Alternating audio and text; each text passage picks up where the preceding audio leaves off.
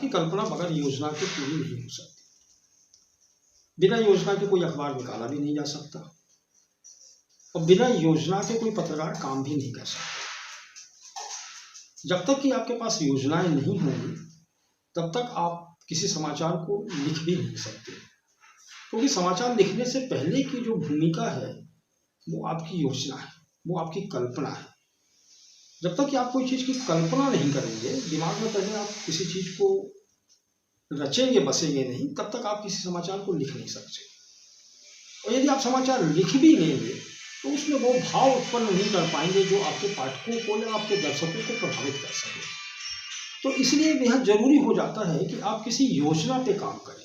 अखबार में पत्रकारों के पास हजारों योजनाएं होती हैं, तभी आप देखते हो कि अखबारों में रोजाना नई चीजें नए तरीके से प्रस्तुति देखने को मिलती है।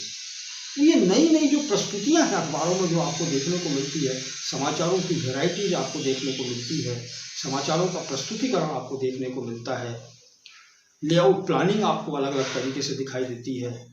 कभी कभार समाचारों में आपको विविधता जो दिखाई देती है कि आप कभी देखिए कि दूसरे समाचार पत्र का प्रस्तुतिकरण कुछ और रहता है, आप जिस समाचार पत्र में काम कर रहे हो उसका प्रस्तुतिकरण कुछ और रहता है, दीगर समाचार पत्रों का प्रस्तुतिकरण, समाचार एक ही होता है लेकिन उसके प्रस्तुतिकरण अलग भिन्न भिन्न होते हैं। तो ये जो भिन्नताएं हैं इसी को कहते हैं कि पत्रकारिता में पत्रकारों के पास में योजनाएं और कल्पनाएं बहुत होती हैं, उनकी परिकल्पनाएं बहुत अच्छी होती हैं।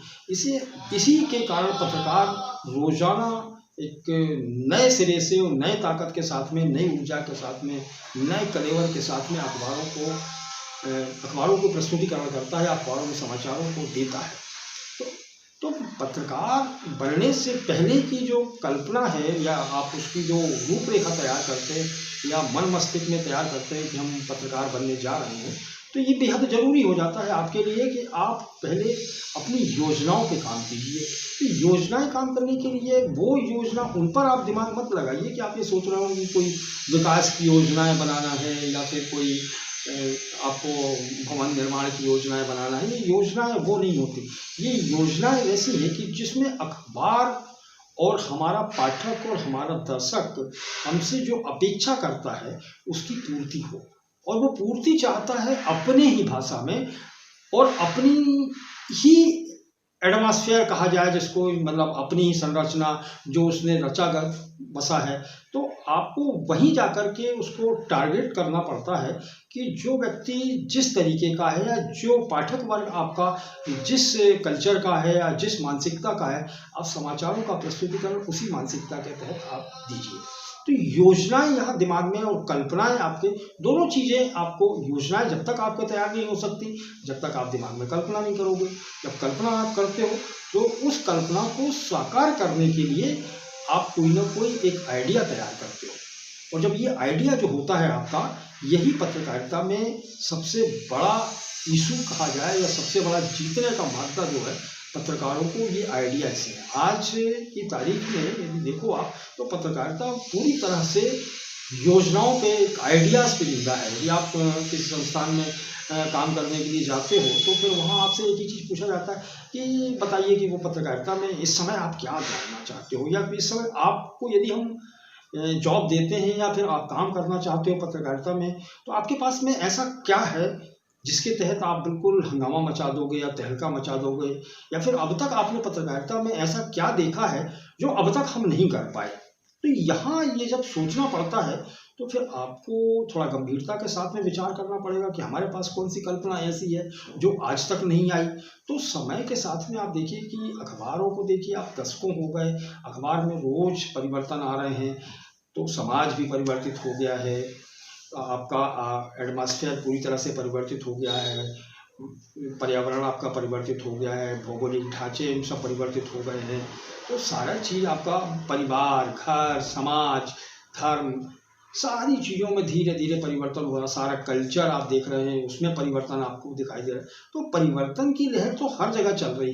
तो इस परिवर्तन को आप किस तरह से ग्रहण करते हो, ये पत्रकारों की खूबी है कि उसको बहुत सटीकता के साथ में, बहुत बारीकी के साथ में वो ग्रहण करते हैं और फिर तैयार करते हैं कि किस तरीके से हम समाज को कुछ नया दे सकते हैं। आइडिया वही है जो समाज को कुछ नया दे सके। पत्रकारिता भी वही चीज़ है कि पत्रकारिता में यदि आप समाज के कुछ नया देने की यदि जिज्ञासा है आपके मन में और समाज को आप कुछ अच्छा दे सकते हो, तभी तो सफल पत्रकारिता है। नहीं तो फिर पत्रकार क्या, समाचार का लेखन और समाचारों का संपादन और समाचारों को पाठकों तक पहुंचा देना ही यदि समाचारों की संरचना का एक मादा हो या समाचारों के प्रकाशन का सिर्फ यही उद्देश्य हो तो कोई बात ही नहीं होती। लेकिन ये समाचार पत्रों का उद्देश्य सामाजिक दायित्वों की पूर्ति है, तो इसीलिए हमें जरूरी ये हो जाता है कि हम वो आइडियाज लेके आए जिससे कि समाज का उद्धार हो सके या समाज को नई दिशा मिल सके। ये नहीं होता कि हम समाज को यदि वो गलत दिशा में जा रहा है तो हम एक आइडिया प्रस्तुत करते हैं, हम एक योजना ऐसी लेके आते हैं जिससे कि हमारे पाठकों को ये तय हो जाए, पाठकों को मन मस्तिष्क पे ये दिमाग में उनके ऊपर जाए कि वो अपनी दिशा को बदल सके। क्योंकि हम दिशा परिवर्तन का काम भी करते हैं योजनाओं के साथ। योजना हमारी वैसी होना चाहिए कि जिससे हम योजना के साथ में अपनी योजना से अपने पाठकों को, अपने दर्शकों को अपनी रो में शामिल कर लें, यानी कि जो हम कहना चाह रहे हैं अपनी बात को वहाँ रख करके और उससे सहमति प्रदान करें। हम सहमति ले लें अपने दर्शकों से और अपने पाठकों से कि ये वो सहमत है कि जो समाज में घटित हो रहा है वो एक्चुअल यही है। तो हमारा जो कहते हैं ना, हम बार बार एक चीज़ दोहराई जाती है कि समाज का दर्पण है पत्रकारिता, तो दर्पण इस मामले में नहीं है। दर्पण इस मामले में है कि हम पत्रकार जो कहना चाहते हैं, जो चीज़ समाज को कहना चाहिए समाज नहीं कह पा रहा, और हम उसको कैप्चर करके अपने अखबार के माध्यम से, अपने चैनल के माध्यम से उन चीज़ों को प्रस्तुत कर देते हैं। बस यही हमारी कला है और यही हमारी योजना है और हम इसी योजना पे काम करते हैं। तो रोजाना अखबारों में नई नई योजना है, हर पत्रकार के पास में नई योजना होती है, हर रिपोर्टर्स एक योजना लेकर के काम करने के लिए जाता है, एक संपादक के पास में अखबार का कलेवर और अखबार को किस तरीके से जीवंत करना है, अखबार को, उसके पास बहुत सारी समस्या होती है, बहुत सारे आइडियाज़ पे उसको काम करना पड़ता है। सर्कुलेशन किस तरीके से बढ़ेगा, अखबारों में समाचारों का प्रस्तुतिकरण कैसे होगा, राजनीतिक समाचार कितने जाएंगे, सांस्कृतिक समाचार किस जाएंगे, सांस्कृतिक समाचारों का प्रस्तुतिकरण कैसा होगा, समाज की विचारधाराओं को किस तरीके से हमको प्रस्तुत करना पड़ेगा, नई इवेंट्स हो रहे हैं या फिर नई चीज़ जो योजनाएं सामने आ रही हैं उनको हम किस तरीके से प्रस्तुत करेंगे, समाज में किस तरीके से आस्था है, आडंबर किस तरीके से है, अंधविश्वास किस तरीके से, हम उसको किस तरीके से मैनेज करेंगे। ये सारी तमाम चीज़ें जो होती हैं ये योजनाओं के ही अंतर्गत आती हैं। और योजनाएं ज़्यादा नहीं कीजिए, आप छोटी छोटी बातों को ध्यान रखिए। आप कहीं निकलते हैं, पत्रकारिता आप कर रहे हैं, पत्रकारिता के आप छात्र हैं, आप निकलते हैं, घर से निकले, आप यूनिवर्सिटी के लिए आए, तो ऐसा नहीं है कि आप चुपचाप खामोशी के साथ में अपना सफ़र पूरा करते हो और विश्वविद्यालय आ जाते हो, विश्वविद्यालय में क्या सुनते हैं। नहीं, आप जब अपने रूम से चलते हैं तो आपके इर्द गिर्द बहुत सारी घटनाएं घटित होती हैं और इन चीज़ों को आप समझते हैं कि ये घटनाएं क्या है। लेकिन एक सबसे बड़ी डीएनए पत्रकारों डीएनए नाम की चीज़ वो बहुत अलग है। यही डीएनए समाज के अलग हिस्सों से पत्रकारों को अलग कर देता है। बेहद जरूरी है कि हम अपने ही डीएनए को पहचानें, और जब डीएनए ये पहचान में आ जाएगा आपका, तो आप पत्रकारिता की पहली सीढ़ी पर कदम रखेंगे। वो पहली सीढ़ी क्या है हम आपको बताएंगे अगली वीडियो में।